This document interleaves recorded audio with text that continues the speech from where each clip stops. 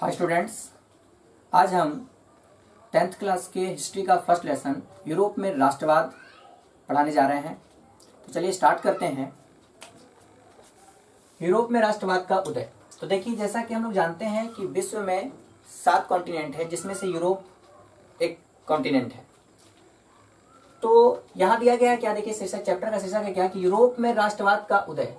तो यूरोप में राष्ट्रवाद, यूरोप में राष्ट्रवाद। तो राष्ट्रवाद का मतलब क्या होता है कि जब लोगों में अपने राष्ट्र के प्रति प्रेम की भावना उत्पन्न हो जाती है और अपने देश के प्रति वो कुछ भी करने के तैयार हो जाते हैं, तो उसे हम लोग राष्ट्रवाद कहते हैं। और यहाँ उदय, उदय का अर्थ है कि शुरुआत। उदय का मतलब तो उगना होता है, लेकिन यहाँ पर है उदय का मतलब शुरुआत। अर्थात यूरोप में राष्ट्रवाद की शुरुआत कैसे हुई, इस चैप्टर में हम यही जानेंगे। तो इसकी शुरुआत फ्रांस की क्रांति से सर्वप्रथम हुई। इस चैप्टर में हम लोग फ्रांस की क्रांति, यूनानी स्वतंत्रता, जर्मनी की एकीकरण, इटली की एकीकरण के बारे में पढ़ेंगे, जहां राष्ट्रवाद की भावना के चलते ही यह सारी चीजें संभव हुई। तो स्टार्ट करते हैं हम लोग। पहला कि फ्रांस की क्रांति, क्योंकि फ्रांस की क्रांति से ही यूरोप में राष्ट्रवाद की भावना उत्पन्न हुई थी। तो फ्रांस की क्रांति की बात करते हैं। तो फ्रांस की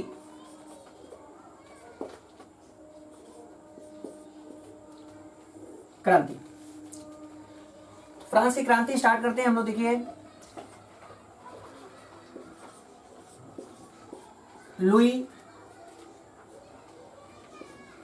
लुई 14वां,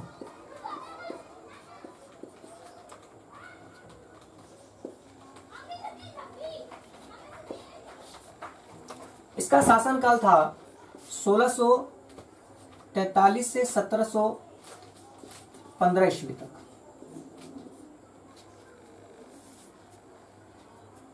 जब यह राजा बना था तो उस समय इसकी उम्र जो थी महज 5 वर्ष थी, क्योंकि इसका जन्म जो था 1638 ईस्वी में हुआ था। और जस्ट इसकी जब यह 5 वर्ष जब इसका उम्र था, तब इसके पिता के देहांत होने के कारण इसे राजा बनाया गया 1643 ईस्वी में। लेकिन प्रजा जो थी, इसकी मां और इसका मुख्यमंत्री था, वही संभालते थे। और यह एक ऐसा राजा था जिसने अपने पूरे जीवन काल में वह राजा बना रहा। जो इसका मुख्यमंत्री था, उसका नाम था माजारीन, अर्थात इसका पूरा नाम जो कार्डिनल जुल्स माराजीन था, जिसकी मृत्यु 1661 ईस्वी में हो गई। जिसके बाद लुई 14वां जो था वो बड़ा हो चुका था और वो अपनी प्रजा को संभाल सकता था। इसके बाद वो अपनी प्रजा को संभालने लगा इसकी मृत्यु के बाद। और जब यह राजा बना तो इसने फ्रांस के लिए कई युद्ध लड़े, जिसके चलते फ्रांस के राहत कोष में बहुत पैसे खर्च हो गए और वहां पैसों की कमी हो गई थी। जब यह 1715 ईस्वी खर्च हो गई थी, और जब ये 1715 ईस्वी में जब मौत की कगार पे था, इसको अनुभव हो चुका था कि देश में भुखमरी आने वाली है। इसकी मृत्यु के बाद इसका बेटा था, एक मात्र इकलौता बेटा, लुई 15वां।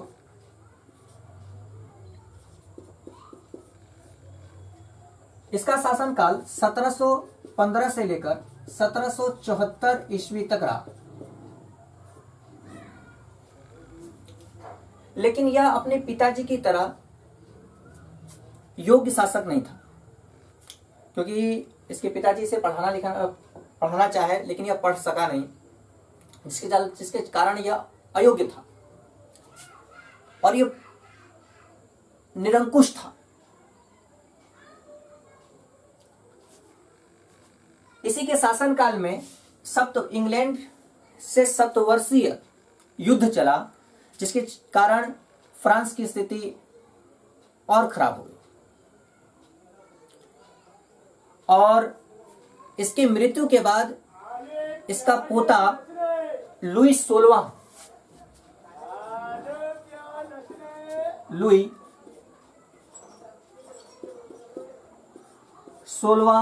राजा बना, जिसका शासनकाल 1774 से लेकर 1789 ईस्वी तक रहा।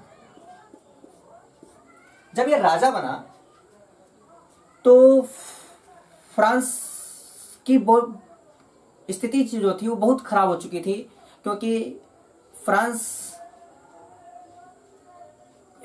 की प्रजा भूखमरी की कगार पर थी, क्योंकि सप्तवर्षीय युद्ध जो चला उसमें पैसे बहुत ज्यादा खर्च हुए। इसके बाद अर्थात फ्रांस की सार्वजनिक डेवलपमेंट करना इसके लिए संभव नहीं था। इसलिए इसने क्या किया कि थर्ड स्टेट पर इसने कर लगा दिया, क्योंकि फ्रांस में जो थे वहां 3 समूहों में लोगों को बांटा गया था, फर्स्ट स्टेट, सेकंड स्टेट और थर्ड स्टेट। फर्स्ट स्टेट में वो लोग आते थे पादरी लोग, सेकंड में कुलीन वर्ग जो भी संपन्न थे, थर्ड स्टेट में जो आते थे वो किसान, मध्यम वर्ग और मजदूर लोग आते थे। जिस पर इसने क्या किया, लुई 16वां ने कर लगा दिया। कर का मतलब टैक्स लगा दिया, जिसे वहां की मजदूर, वहां के किसान, निम्न वर्ग के लोग इसका विरोध करने लगे। साथ ही इसने क्या किया कि कर तो लगाया और इसने वहां एक पाव रोटी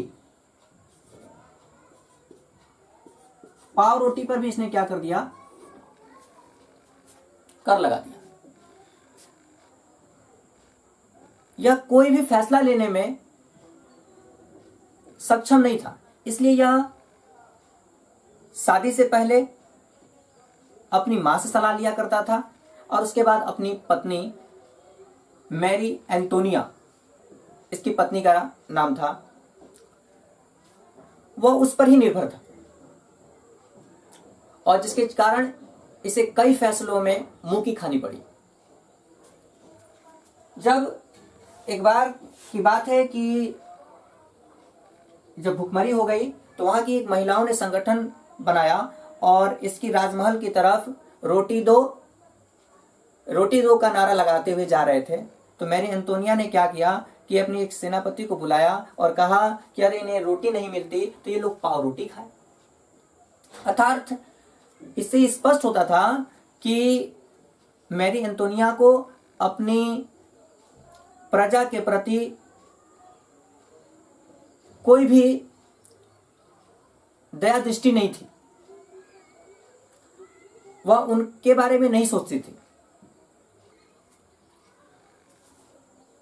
जब इसने देखिए लुई 16वां ने जब कर लगा दिया गया तो वहां की जनता बहुत ज्यादा परेशान हो गई और इसी बीच क्या हुआ, 14 जुलाई 1789 में ईस्वी में लोगों द्वारा एक झूठ का अफवाह फैला दिया गया कि लुई 16वां ने सबों को गोली से मारने का आदेश दे दिया,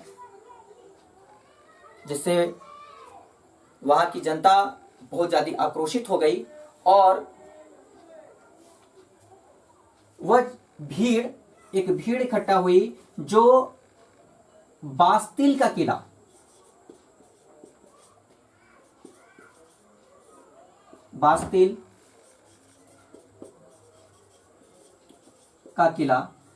जो एक प्रकार का जेल था वहां, जहां फ्रांस के जो भी क्रांतिकारी और अंकुशवादी जो लोग थे उन लोगों को कैद कर रखा जाता था। और ये भीड़ वहां पहुंची और उस बास्तिल के किला को इन्होंने बुरी तरह तहस नहस कर दिया, बर्बाद कर दिया। और इसके बाद लुइस 16 का वहां से पतन हो गया और इसे पकड़कर राजद्रोह का मुकदमा चला और लास्ट में इसे फांसी दे दिया गया। और 1789 ईस्वी के बाद वहां राजतंत्र पूर्ण रूप से खत्म हो गया और वहां पर राजतंत्र खत्म होने के बाद वहां गणतांत्रिक व्यवस्था लाने की योजना तैयार की गई और इस तरह से वहां पर राजतंत्र पूर्ण रूप से समाप्त हो गया। इसके बाद हम जानेंगे कि वहां जो गणतांत्रिक व्यवस्था वहां बनाई गई थी वो भी ज्यादा समय तक नहीं चली, क्योंकि उसके बाद नेपोलियन का उदय हुआ वहां। और नेपोलियन के उदय के बाद वहां पूर्ण रूप से राजतंत्र फिर से लागू हो गया 1804 ईस्वी में। तो इसे हम जानेंगे नेक्स्ट वीडियो में कि नेपोलियन का उदय कैसे हुआ, नेपोलियन बोनापार्ट का उदय कैसे हुआ और उसने कैसे फ्रांस को अपने हाथों में लेकर वो वहां का राजा कैसे बना। इसके बाद फिर 1830 की क्रांति, 1848 की क्रांति और इस प्रकार फ्रांस की क्रांति हम लोग पढ़ लेंगे।